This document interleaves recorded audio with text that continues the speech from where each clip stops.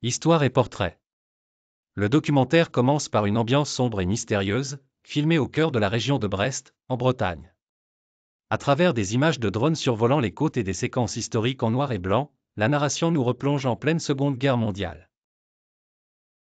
Brest, une ville stratégique pour l'Allemagne nazie, fut transformée en une forteresse imprenable avec des bunkers souterrains colossaux construits pour résister à tout assaut allié. Chapitre 1. L'importance stratégique de Brest pour les nazis. Son emplacement sur l'Atlantique en faisait un port clé pour les sous-marins allemands, U-boats, opérant dans la bataille de l'Atlantique. Les bunkers servaient de quartiers généraux pour la Kriegsmarine, la marine allemande.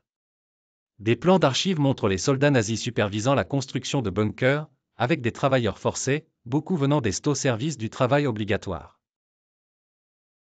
Les images révèlent la brutalité de leur traitement et la dureté des conditions de travail. Chapitre 2. Une exploration urbex inédite. Dans ce chapitre, les explorateurs urbains modernes pénètrent pour la première fois dans une section inexplorée des bunkers de Brest. Caméra à l'épaule, ils montrent des couloirs interminables et des pièces abandonnées, plongées dans l'obscurité.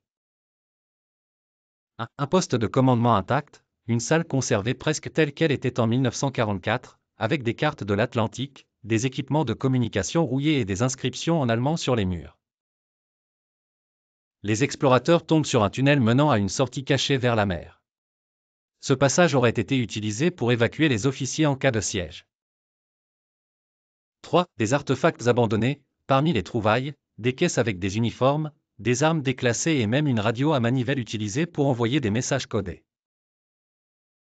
La narration s'attarde sur des légendes locales entourant les bunkers.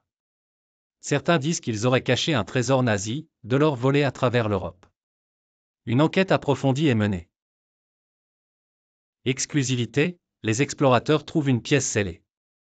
À l'intérieur, des documents déclassifiés décrivent une opération appelée Edelweiss, visant à cacher des œuvres d'art pillées en Europe.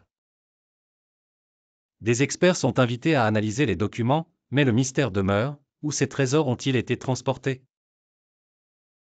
Le documentaire revient sur la libération de Brest en 1944, lors de violents combats entre les forces américaines et allemandes. Les bunkers, malgré leur solidité, furent bombardés sans relâche. Des témoignages de vétérans, ou de leurs descendants, sont intégrés, ainsi que des animations numériques montrant les affrontements acharnés. Ce dernier chapitre explore l'état actuel des bunkers, devenus des vestiges de l'histoire. Si certains ont été transformés en musées, d'autres restent fermés, leurs secrets bien gardés.